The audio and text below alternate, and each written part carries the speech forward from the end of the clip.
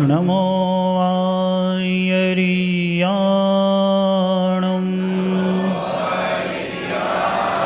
नमो वज्झायाणं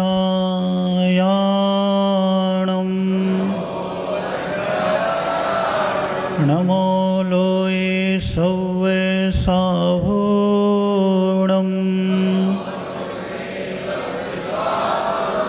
नमश्रीवर्धमानाय निरिधोत्कलिलात्मने सालोकानां त्रिलोकानां यद्विद्या मङ्गलं भगवान् वीरो मङ्गलं गौतमो गणे मङ्गलं पुष्पदन्ताद्यो जैनधर्मोऽस्तु मङ्गलम्। बलि परम पिता परमेश्वर प्रथम तीर्थंकर यादनाथ भगवान की, अंतिम तीर्थंकर विश्व प्रभु भगवान महावीर स्वामी की, अहिंसा परमो धर्म की, परम पूज्य आचार्य गुरुवर मुनि श्री 108 पुष्पदंत सागर जी महाराज की, परम पूज्य संस्कार प्रणत ज्ञान योगी आचार्य भगवान श्री सौरभ सागर जी महाराज की जय करा गुरुदेव का। भव्य आत्माओं, जन्म जन्म कृतं पापम जन्म कोटि समार्जितम और जन्म मृत्यु जरा मूलम हन्यते जिन वंदनाथ। जन्म जन्म का नाश करने के लिए होता है,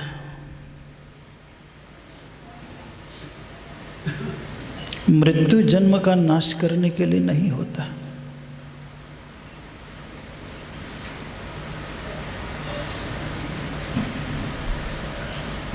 एक बार ढंग से मौत हो जाए तो वो सिद्धालय ही जाता है।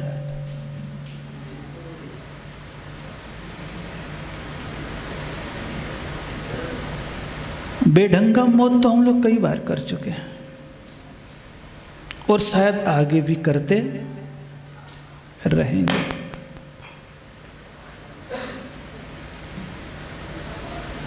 लेकिन आपको परमात्मा के पास बुलाया जाता है, जन्म जन्म कृतं पापम। मृत्यु मृत्यु कृतं पापम नहीं है। मौत के बाद तो तुम्हें पाप करने का अवसर ही नहीं है। मौत के बाद का तुम्हारा जीवन तो अधिकतम 3 समय का है, उसमें कर क्या लोगे। लेकिन जन्म के बाद का अगर किसी के पास समय है तो अंतर मुहूर्त से लेकर के 33 सागर तक की जिंदगी है। चाहे दुख के अति में चले जाओ तो नरक में बिताना पड़ेगा और सुख की अति में चले जाओ तो सर्वार्थ सिद्धि में बिताना पड़ेगा।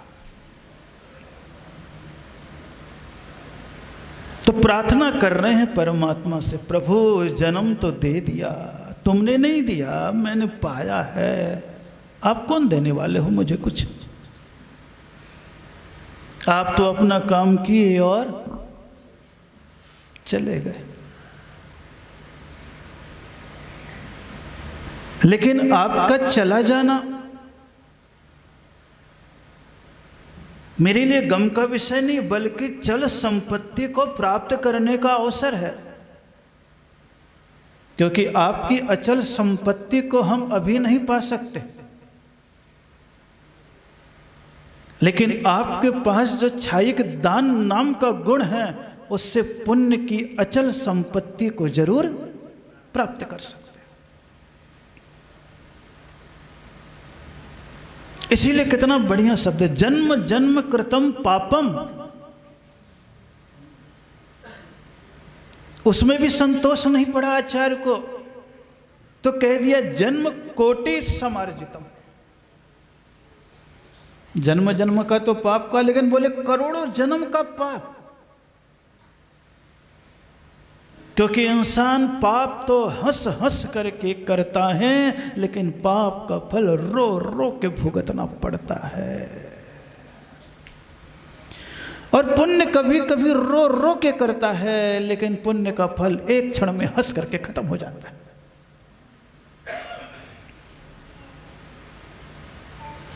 क्या तुम्हें हंस के करना है, ये तुम्हें सोचना है। और जिस क्षण छोटो सोचोगे उसी क्षण तुम्हारे मन में तृतीय चरण आएगा, जन्म मृत्यु जरा मूलम, कि जो मेरे पास जन्म मरण और बुढ़ापा आ रहा है। हे जिनेंद्र भगवान, हे पंच परमेष्ठी, हे गुरु महाराज, मैं उसको नाश करने के लिए आपकी वंदना करता हूं। और ये वंदना मेरे मृत्यु के क्षण तक बंद ना हो।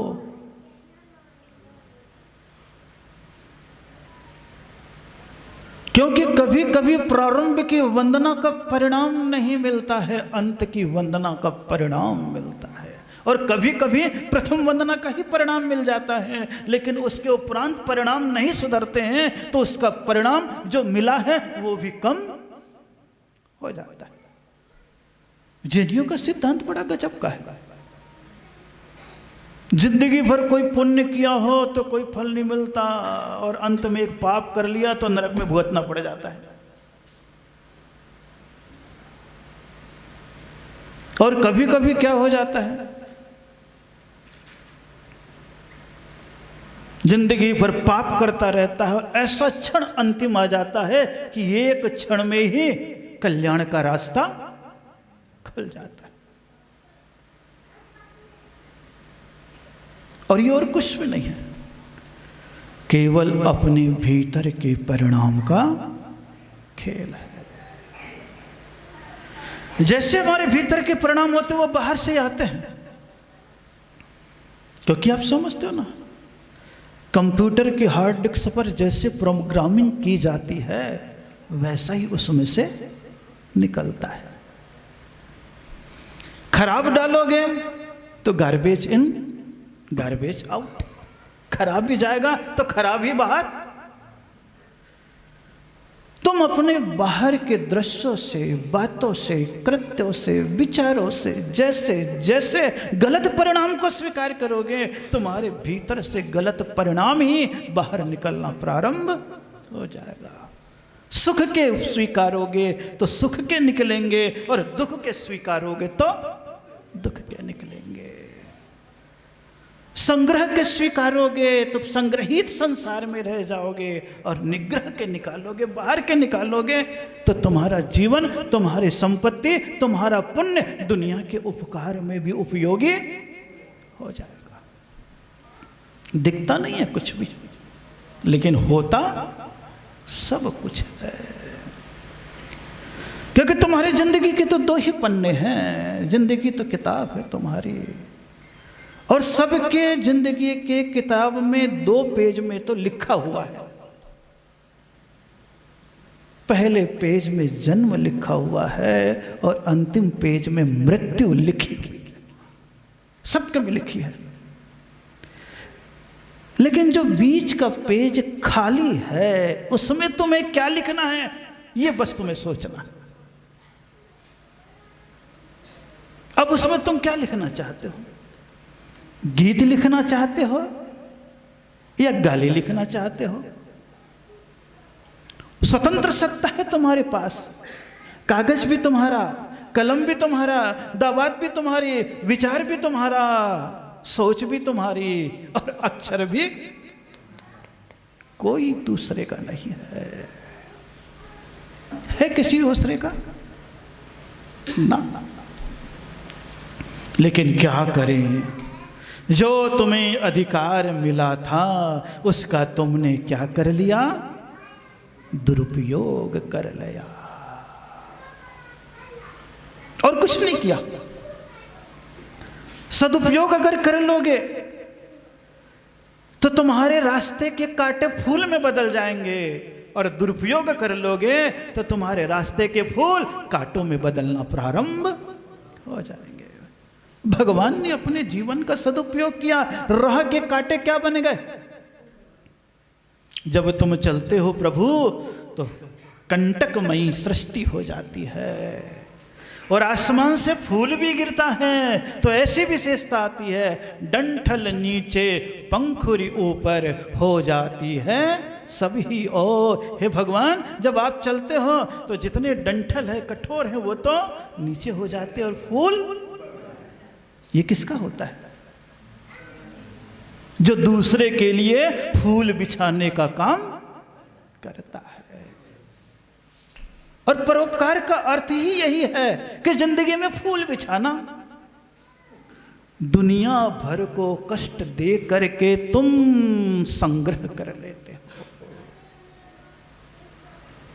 करते हैं कि नहीं? लेकिन अवसर आता है तब कभी कभी कष्ट निवारण के लिए छूटने भी लगता है, और जो छूटता है वही तुम्हारा होता है और किसी का नहीं होता है। जो छूटता है वही तुम्हारा होता है।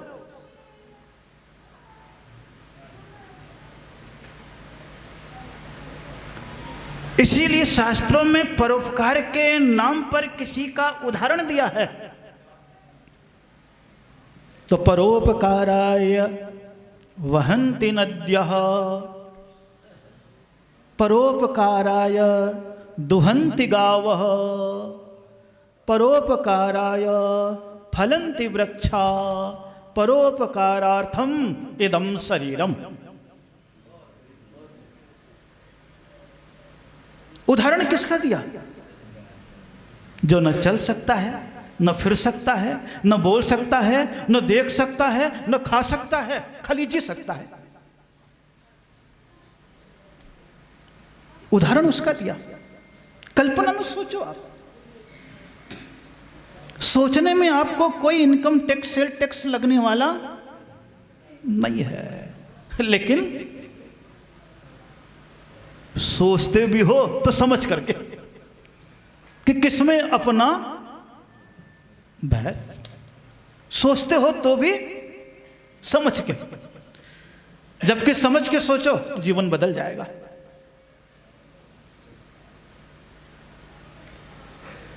कि पेड़ भी है, गोबर को लेता है, लेकिन मीठे मीठे फल को भी दे देता है। कभी खाता है कब पेड़ अपना फल? नहीं। नदी अपनी पानी पीती है? नहीं। गाय अपना दूध पीती है? नहीं। यह शरीर मिला है तो बोले किस लिए मिला? परोपकारार्थ। इसीलिए जो जन्म जन्म कृतम पापम, जो जन्म का पाप है, हे प्रभु उसको मिटाने के लिए और कुछ भी नहीं कर रहा हूं। मेरे जिंदगी को अवसर दे दिया है 13 साल के बाद सन्यासी बना करके। ज्यादा समय नहीं, 13 साल में बना दिया। वो तो कोई आए नहीं आचार्य पुष्पन सागर महाराज, नहीं तो 8 साल में बना देता। कोई पता थोड़ी ना, कोई पता थोड़ी ना। किसके निमित्त से किसका कौन सा काम होना है कुछ भी पता चलता है क्या? चलता है क्या? ना, कुछ नहीं पता चलता। कार्य होते हैं जो अपना जीवन नहीं बदलते, दूसरे के जीवन को भी बदलने में कारण बन जाते हैं। इसीलिए जिंदगी का क्रम तो उल्टा है तुम्हारा। जब तुम पैदा हुए थे तब तुम रो रहे थे,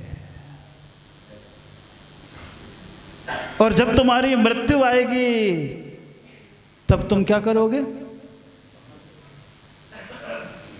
कहां आ गया ये सोच करके जन्म में रोए थे, और ये भगवान कहां जाऊंगा ये सोच करके आखिरी में, और कहां जाऊंगा ये सोच करके नहीं रोते हो। हे भगवान, जो जिंदगी भर इतनी मेहनत करी, इतना कमाया, इतना इकट्ठा किया, इतनी दौड़ धूप की, लेकिन क्या करूं, मैं मरने के बाद अपनी कोई भी चीज़ ले जा नहीं सकता हूं। तो तुम्हारा सामान छूटता है, इसलिए तुम रोते हो, और तुम्हारे रोने का कोई कारण, तुम्हारे रोने का और क्या कारण है बताओ? क्या कारण है बताओ? कोई कारण है क्या? बोले ना। इसलिए महावीर कह रहे हैं कि इस जिंदगी को थोड़ा सा बदल लो। क्या कर लो? इस जिंदगी को थोड़ा सा बदल लो। क्या कर लो? हैं? कबीरा जब पैदा हुए जग हंसा तुम रोए, और ऐसी करनी कर चलो तुम हंसो जग रोए। कौन सी करनी तुम्हारे हाथ से हो जाए कि मैं हंस रहा हूं जाते समय कि धन्य हो प्रभु, जो जीवन दिया उस जीवन में इतना अच्छा काम कर लिया कि मुझे रोने की कोई आवश्यकता नहीं है। लेकिन जिसके लिए मैंने अच्छा किया वो सारे रो रहे हैं कि हे भगवान, एक आदमी तो था इतना अच्छा जो हम सब लोगों के लिए करता था, वो भी आज विदा हो रहा है। तो जाने वाला तो हंस रहा है, लेकिन जाने वाले को देख करके वे सारे के सारे अपने आंखों से आंसू बहा रहे। जन्म और मृत्यु का उल्टा क्रम। जन्म के समय पूरे घर वाले हंसते हैं, ताली बजाते हैं, थाली बजाते हैं, बाजे बजाते हैं, शहनाई बजाते हैं, मिठाई बंटवाते हैं। वो आने वाला तो रो रहा है, बाकी सब मजे ले रहे हैं। कितना उल्टा क्रम होता है। और क्यों हंसते हैं सब? क्यों हंसते हैं? क्यों हंसते हैं? हैं? क्यों हंसते हैं? बोले एक मुर्गा और फंसा, इसलिए हंसते घर वाले कि एक और फंस गया, आ गया। जबकि मालूम है मां को कि कितनी पीड़ा दे करके वो आ रहा है। पैदा होती मां को पीड़ा दे रहा कि नहीं दे रहा? लेकिन मां का मोह क्या कहता है? आ गया, मेरा कलंक मिट गया। क्या मिट गया? मेरा कलंक मिट गया। अगर संतान नहीं होती तो जिंदगी भर कलंक एक नाम लिख जाता। ये तो सोचो, आप थोड़ा सोचो तो आपको पता लगेगा जिंदगी है क्या है। सोचो। और उतना दुख झेल करके भी वो, और झेलती दुख है 1 साल 2 साल तक, कि जिंदगी में कोई किसी को मारता है तो उसको खिलाता नहीं है। लेकिन माँ ऐसी मोही प्राणी हो जाती है कि एक तरफ से तो माल पी रहा है और दूसरे तरफ लात मार रहा है, और माँ खा रही है, लात खाती जा रही है और उसको दूध पिलाती। ये तुम्हारी जिंदगी है, मोह की जिंदगी है। कौन सी जिंदगी है? मोह की जिंदगी है। लात भी खा रहे हो और दूध भी। कैसा जीवन है तुम्हारा? सोचो, कभी याद आती है ऐसी बातें? बोले ना महाराज, ये तो आप लोग जब आते हो तो आधे घंटे को कुछ बोलते हो, हाओ हाओ हाओ, कौन से बैल के समान? नांदिया बैल। कछु पूछो हाओ हाओ, जिस तरफ कान में बैठा उसी तरफ हाओ। और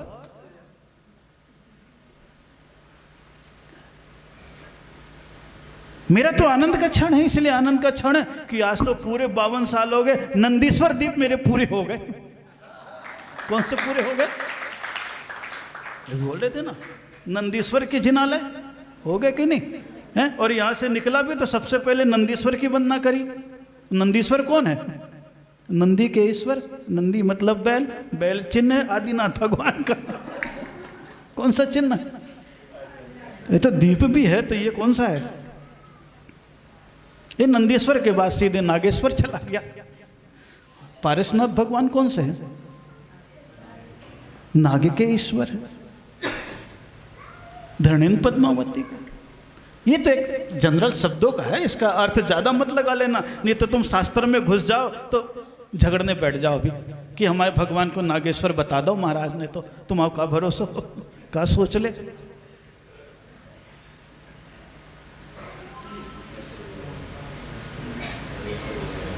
हाँ, समझने में बड़ा दिक्कत है।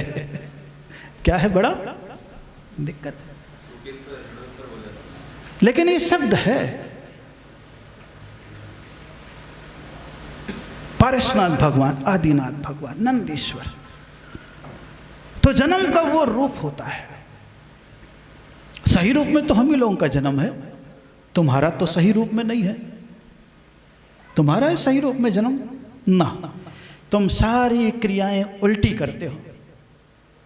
तुम जन्मदिन दिवस को नहीं मनाते हो सही, तुम तो मैरिज एनिवर्सरी को सही ढंग से मनाते हो। हम लोग सही ढंग से जन्मदिन को मनाते हैं। हम लोग किसको मनाते हैं सही ढंग से? जन्मदिन को। और तुम किसे सही ढंग से मनाते हो? मैरिज एनिवर्सरी को मनाते हो। क्यों? जब तुम्हारी शादी की सालगिरह आती है तो बोले वैसा ही सूट पहन लो, वैसा ही काम कर लो, वैसे ही घूम लो जैसे शादी के दिन पहने थे वैसी आप बनने की चेष्टा करते। और कई तो मैरिज डबल मैरिज भी कर लेते कि बोले 25 साल हो गए, 50 साल हो गए, डबल वरमाला पहनाओ। करते हो कि नहीं?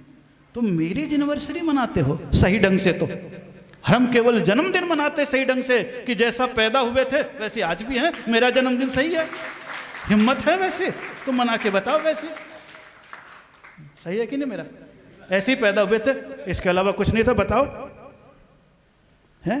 तो सबसे पहला धर्म तो हमारा दिगंबर का ही धर्म है। बाद में कई प्रकार के अंबर आ गए तो आ गए, मैं क्या करूं? सोचो आप, जिंदगी को महसूस करो, जानो, पहचानो। सही है जन्म, जन्म जन्म कृतम पापम। जब ऐसा ही जन्म का जीवन और मृत्यु एक सी हो जाएगी तो समझ लेना जन्म जन्म कृतम पापम अपने आप ही खत्म होने लगेंगे। कि जन्म भी ऐसा ही, जीवन भी ऐसा ही, और मृत्यु भी होगी तो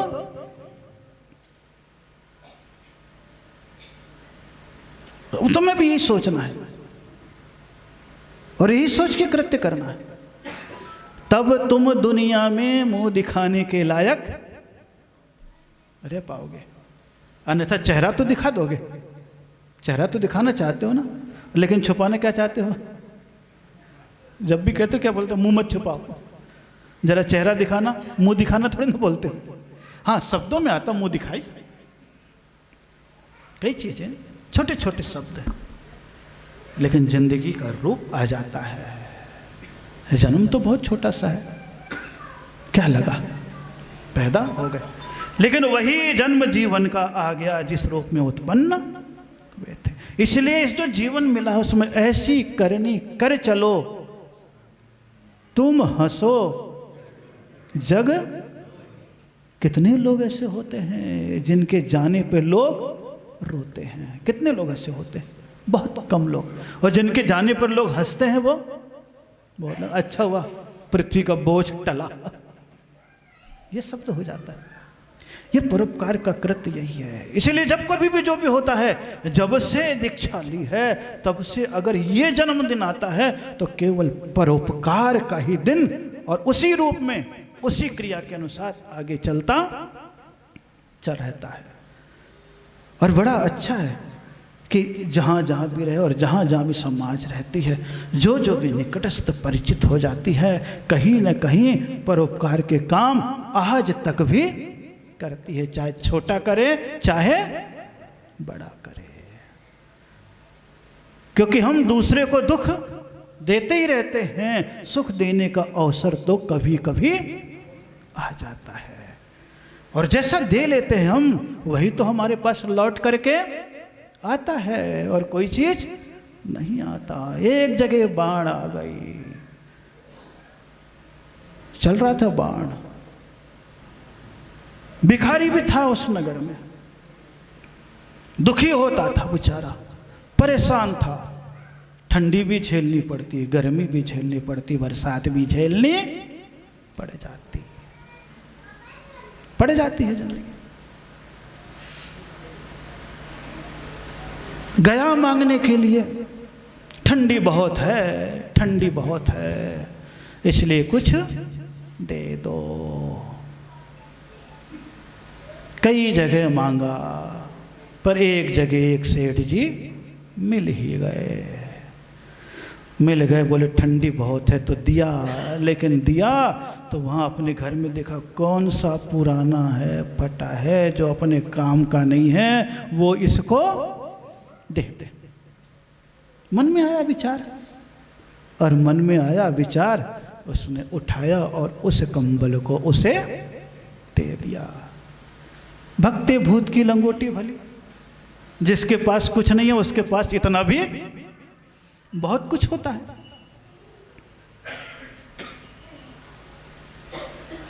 उसके पास इतना भी बहुत कुछ होता है। वो खुशी खुशी उसको ओढ़ा लिया और अपना समय गुजारने लगा। रहता था ऐसी पहाड़ की ऊंचाई में कहीं। उसी नगर में बाढ़ आ गई। आ जाती है बाढ़, सबके घरों में पानी भर गया। सब भागने लगे। बोले कहाँ भागो? बोले जितनी ऊंचाई में पहुंच जाओगे उतना ही जीवन सुरक्षित हो जाएगा। माल भले चला जाए, मालिक जिंदा रहना। अगर मालिक जिंदा है तो माल आ जाएगा, और माल बचा हुआ है, मालिक चला गया तो दूसरे खाएगा। कुछ काम थोड़ी ना होने वाला। ऊपर था वो, सब भागने लगे। वो सेठ भी भागा, क्योंकि भरोसा नहीं है जिंदगी का। केदारनाथ की बाढ़ को याद कर लो, जो वहां भंडारा चलाते थे हजारों लोगों का। जैसी बाढ़ आई तो वो जिंदगी उन्हें देखनी पड़ी कि भंडारे में भी हाथ फैला के खाना पड़ा। उसे कोई खाना पड़ा जो हमेशा भंडारा चला रहा था। कैसा जीवन का क्रम है। इसीलिए तो जन्म कोटि याद रखना। उसके जीवन में भी ऐसे अवसर आ गए, सब में पानी भर गया। निकला, भागा, और भाग करके ऊपर जा रहा था। तो वो भी सोचा कहीं शरण मिल जाए। तो ऐसी बाढ़, ऊपर से ठंडी हवा, ऊपर से पहाड़। वो भी एक झोपड़ी में घुसा। जैसी झोपड़ी में घुसा, बोला अरे बहुत ठंडी लग रही है, कुछ है? तो वो भिखारी था, वो पहचान गया। अरे ये तो वही सेठ है, जब मैं गया था तब इसने मुझे कंबल दिया था। उसने उठाया और उसी को कंबल दे दिया। जैसे दिया, वो ओढ़ता है तो उसे पहचान में आ जाता। अरे ये कंबल तो मैंने दिया। फुट फुट करके रोने लगा। बोले हे भगवान, अगर उस दिन मैं अच्छा दे देता तो आज मुझे अच्छा ही मिलता। याद आ गई उससे। विचारों का परिवर्तन हो गया, और विचारों का परिवर्तन होते ही जिंदगी अपने आप ही बदल जाती है। इसलिए जन्म तो तुम्हारा भी हुआ है, जन्म तो मेरा भी हुआ है। दोनों के जन्म की प्रक्रिया में कोई भी अंतर नहीं है। बस जीवन में अंतर है। कौन सा अंतर है? मैं समझ गया, आप उलझ गए, बस इतना ही तो अंतर है। और कोई अंतर है क्या तुम्हारे और हमारे जीवन में? कोई अंतर है क्या? बताओ, कोई भी अंतर हो तो बता दो आप। कोई भी अंतर नहीं है। सोचो आप। तो जिंदगी का ये क्षण कैसा है, जिस क्षण समझ जाते हैं तभी तो लगता है। इसलिए जिंदगी को जी, उसे समझने की कोशिश ना कर। जिंदगी को कहां समझ पाओगे आप? जिंदगी क्या दिखा देती है तुम्हें। जिंदगी को जी, उसे समझने की कोशिश न कर। सुंदर सपनों के ताने बाने बुन, उसमें उलझने की कोशिश न कर। जिंदगी को जी, उसे समझने की कोशिश न कर। सुंदर सपनों के ताने बाने बुन, उसमें उलझने की कोशिश न कर। चलने वक्त के साथ तू भी चल, चलते वक्त के साथ तू भी चल, उसमें सिमटने की कोशिश न कर। अपने हाथों को फैला, खुलकर सांस ले, अंदर ही अंदर घुटने की कोशिश न कर।